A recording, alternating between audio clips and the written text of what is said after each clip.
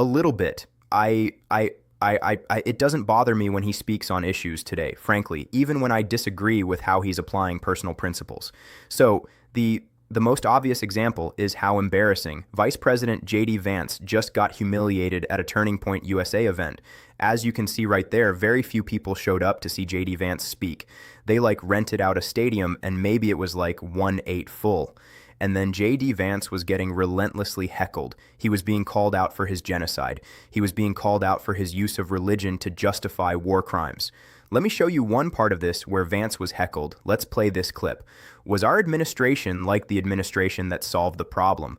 But the president, excuse me, sir, right now you see more humanitarian aid coming into Gaza than it has any time in the past 5 years, because we have taken that situation. So also Charlie Kirk's wife, Erica Kirk, was supposed to be on stage with JD Vance during this event, but then right before the event took place, Erica Kirk posted that there were security threats directed at her, and that's why she was not showing up at this empty venue. Eric Kirk posted, "I was so looking forward to tonight's event with our Vice President JD Vance, but after all our family has been through, I take my security team's recommendation extremely serious. Thank you to our amazing Georgia chapter for your support. God bless you all." And here was the moment it was announced that Erica Kirk would be skipping this event, is how they described it. What an odd event. Here, play this clip. Mr. Vice President, I'm on stage here instead of our friend Erica Kirk. That's right. Because unfortunately, she has received some very serious threats in her direction, which is terrible. It's a terrible reflection on the state of reality and the state of the country. And then Candace Owens, who's been obviously very critical of Erica Kirk, said the following: "Stop, this is exhausting. You pulled out because of the bad ticket sales." For the same reason, TP Faith had to reschedule the Pastor Summit and various other events quietly. People don't believe you and don't line up for you because you struggle to tell the truth about even the most basic facts. Where is the video of Charlie appointing you as CEO weeks before his death? The Secret Service sits above your security team. Were there actually a viable threat, the vice president would not have continued the event. Your closest threat is the public relations team you hired that continues to operate under the delusion that they are smarter than the public. They aren't. And then more from the event when there's more heckling thereafter of JD Vance. Show the other heckling. And how can you say that God is never on the side of those who wield the sword? Was God on the side of the Americans who liberated France from the Nazis? Was God on the side of the Americans who liberated Holocaust camps and liberated those innocent people from, those who had survived the Holocaust? I certainly think the answer is yes. And I agree. Jesus Christ does not. I agree. Jesus Christ certainly does not support genocide. Whoever yelled that out from the dark, he certainly does not. I think that's pretty easy. I think that's a pretty easy principle. And then JD Vance getting very nervous and on the defensive as he's getting booed and he's getting called out. And he's like, okay. I know a lot of young people don't like the war crimes we're involved in. Say war crimes. The war that we're involved in the Middle East. I get it. But this is where you get involved. Take your country back. Y'all are the government. What? Take the country back from you. Okay, JD, we'll take the country back from you. It's exactly what they're planning on doing in the midterms. Here, play this clip. Issues like for example, I recognize that a lot of young voters don't love the policy that we have in the Middle East. Okay, I understand that. I also know that we've secured the border. We've lowered housing prices now for 8 months in a row, and there's going to be more to come beyond that. We've made America energy dominant, which has lowered electricity costs and things like that. We've made it so that we have the lowest murder rate in 127 years. I'm not saying you have to agree with me on every issue. I'm not saying you have to agree with me on every issue. What I'm saying is don't get disengaged because you disagree with the administration on one topic. Get more involved, make your voice heard even more. That's how we ultimately take the country back. It's not by you. And then JD Vance is like, but the issue in the midterms, the people we're running against, they want to kill Donald Trump. They're trying to kill him, gonna kill him. What are you talking that's how you're running for the midterms? They're trying to kill him like they killed this person and killed that person. Can you just give people healthcare, JD? Can you just allow people to afford homes, JD, and afford gas and afford things that actually people need in life? How about that rather than that saying all this? Here, play this clip. Our goal is, well, starting in a few months, we're going to have primaries that are over. We're going to have candidates on the ballot, and we're all going to need to get out there and work hard because the people who want to kill Donald Trump, the people who want to throw Donald Trump in prison, the people who murdered our friend, and then the people who celebrated it afterwards, those people are trying to achieve political power. We cannot let them, and we have Toy to make sure that doesn't happen. And then JD Vance is like, one of the things that we're trying to stop, we don't want powerful people being involved in disgusting behavior. Y'all, they're covering up the Epstein files. What are you talking about? Play the clip. I don't want powerful people, being involved in this disgusting behavior. But I have to defend the president on this. And then more from JD Vance right here where he's like, look, here's what we've told Iran. You want to be rich? You want to make a little deal with us? Sir Ayatollah, you want to do some JV a little? You scratch my back. I scratch your back. Ayatollah, the dumbest foreign policy imaginable and a dangerous one filled with war crimes. Here, play this clip. He said, if you guys commit to not having a nuclear weapon, we are going to make Iran thrive. We're going to make it economically prosperous, and we're going to invite the Iranian people into the world economy in a way they haven't been in my entire life. And that's the kind of Trumpian grand bargain that the president has put on the table.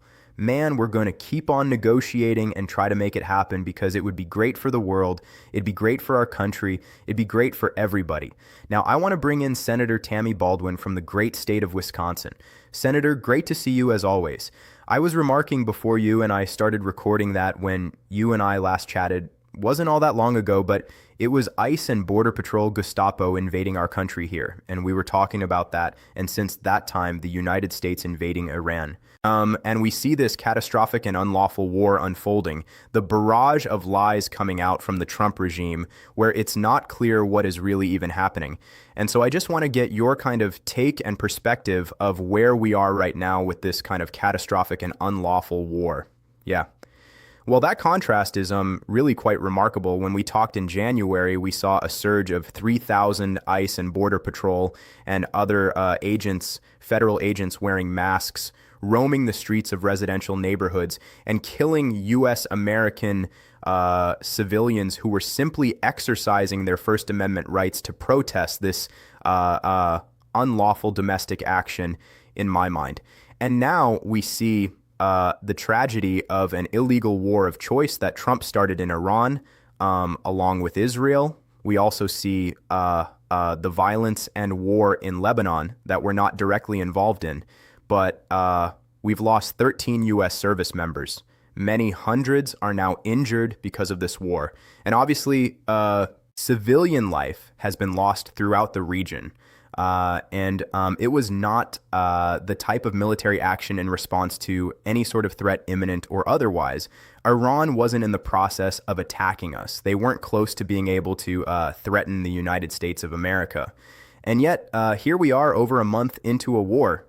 And it seems as there are these talks about our future negotiations going to take place with Iran. One of the threshold issues now, by all accounts, by lots of different reporting, is the Trump regime is asking Iran, can you not enrich uranium for about 20 years? And Iran is saying, you know what, 1 to 5 years will hold off. So we've already are now at a point where we had a deal under former President Obama where they wouldn't enrich uranium kind of period. Now we're talking about maybe 5 years, 10, do we meet in the middle now, where Iran gets to enrich its uranium. And we're no longer even talking about some of these other issues which the Trump regime said were the threshold issues. Number one, they talked about regime change. Then they talked about ballistic missiles. And now it's like we're going to try to get the Strait of Hormuz back, which we had before the war. And now we're also talking about, well, maybe they can enrich uranium in 10 years, which is like, what was the point of all of this? It's like, what were we even doing? So yes, the premise for why we're there changed. It seemed hourly. Although those words from the president seem like they're in the distant past. But remember when there were widespread protests against the Iranian regime from within the country, President Trump said, well, we might have to take military action to support them. Then he talked about the ballistic missile program. Then he talked about their nuclear program. Then he talked about regime change. Now he's talking about the Strait of Hormuz. And I also want to just underscore the important point you made to begin with, which is under President Obama, we had over many weeks and months hashed out an agreement that had the buy-in not only from the United States and Iran, but Russia, China, the EU, England, you, and France, all participants in the neg negotiations, and we had the ability to stop Iran from continuing at that point a nuclear program. And we had really enforceable provisions there that allowed intrusive international inspections on regular basis to make sure that they were following what they agreed to in the Iran nuclear deal. And what did Trump do when he took office? He ripped it up. And now we're in much worse shape than we were when he decided to rip up that deal. So, and then look, there are domestic consequences. The price of fuel gas at the pump is surging because of this war. The price of fertilizer, many of the inputs also travel through the Strait of Hormuz. We see inflation shooting up because of this war. Americans were already hurting. And this president ran for office a second time saying, I will bring down costs on day one, and I will end foreign conflicts on day one. And now through this war, he has broken both in a profound fashion. You know, I think about something that's happened in the past 12 hours that doesn't get nearly enough attention, or frankly, any attention. And I think about how much attention it got under former President Obama, which is North Korea testing all of these missiles and bragging about having nuclear weapons and that they're never going to give it up. And it just seems that it's kind of a collective shrug now, both from the Trump regime and our media. Like, of course, Kim Jong-un has nuclear weapons. So in the first term, when Donald Trump's like, I'm going to be so much stronger than Obama, and we all recall those days where every missile test by Kim Jong-un was front page news and viewed as a weakness and failure of Obama, and that was pushed. Donald Trump becomes like buddy-buddy with Kim Jong-un. Kim Jong-un uses that bizarre relationship and love letters to get nuclear weapons. I think by all accounts, people just recognize they've got nukes, and now they're testing missiles while the United States removes its that and patriots from that region and emboldens China and emboldens North Korea. But then there's almost like this collective shrug in a way of like, so we just have to accept it. And it's like, no, why under Obama is that the front page story? And now when Trump basically gives the guy nukes, it's like, that's part of the art of the deal. It's like, no, it's a bizarre contrast to me. Oh, there's many bizarre contrasts when it comes to what countries in the world have secured nuclear weapons through their nuclear programs and whether they are allies or not with the United States. And we have been entirely inconsistent. I mean, I think of Pakistan. We don't talk about that very often, but sometimes we're friends. Sometimes the relationship is quite tense. And yes, there has been no consistency, but Iran has held a special place, I think, because of the threats that the regime there has made to countries. And instead of seizing the opportunity that we had when the world community essentially agreed to the joint plan of action that JPPCCOA and shut down Iran's nuclear program, this administration turned away from that opportunity. Think how much different things could be today had we continued to support that agreement, And then finally, here's the kind of, thing that I think about as we talk about, will there be more negotiations, in Pakistan or elsewhere? Donald Trump's posts are, Iran needs to be obliterated in the negotiation, and we need to crush them in the negotiation. And while I very clearly and with moral clarity declare this war unlawful and catastrophic for a variety of reasons, I also reflect upon the idea that the language that you're going to be using, if Trump used, that's war language. So if you're going in a war direction, I understand obliterate, I would disagree with it, I'd call it out, but that's the language of we're in war. Obliterate, destroy, crush, and again, war crimes. But but I get it. In a negotiation, I don't get how you reach resolutions by saying I'm going to crush and destroy the other side in a negotiation. Negotiations are mutual respect, recognizing the other side's sovereignty and right to exist. Not saying you're going to kill the other side's negotiators like the Trump regime has leaked through proxies. So even the dynamic is set up of that's not a negotiations. No one's forcing you to negotiate Trump. You asked for this negotiation. So if you're going to sit at the table, then you have to behave like a negotiator, or I guess go back to war, which I don't want to see. But like, you can't be in this murky middle ground, which just systemically shocks both our conscious and our markets. Yes. So, well, there's a reason why it's not Trump sitting at the negotiating table. He sends others. Not even his Secretary of State, his chief diplomat. No, Marco Rubio was sitting with Donald Trump at a big fight in Miami while negotiations were going on in Pakistan through his vice president, who, by the way, it's widely reported was one of the inner circle of advisors who said, well, I think it's a bad idea, but if you decide to do it, I'll be with you. Right? So that's who he has at the negotiating table. Look, the president loves to be known for the art of the deal, but I don't think he knows one thing about negotiations. And just as he uses this cataclysmic language, like a civilization will die tonight, which is indicative of war crimes, he also has said it often, I'm minutes apart. We won, we've already won, right? That we've achieved all of our goals. The victory is already there. And so his consistency from moment to moment is completely lacking. But we do have to figure out a path out of this war.